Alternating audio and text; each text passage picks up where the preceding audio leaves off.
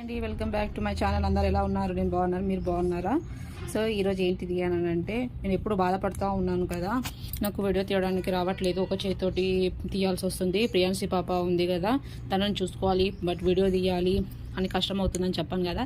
నా కష్టానికి ఫలితం అయితే దొరికింది. నేను ట్రైపాడ్కి నేను ఆర్డర్ చేసుకున్నాను. సో ఎలా ఉందో మీతో షేర్ చేసుకుంటాను. ఎలా ఉందో మీరు కూడా చెప్పండి, ఓకేనా? తో వచ్చి తీస్తాను.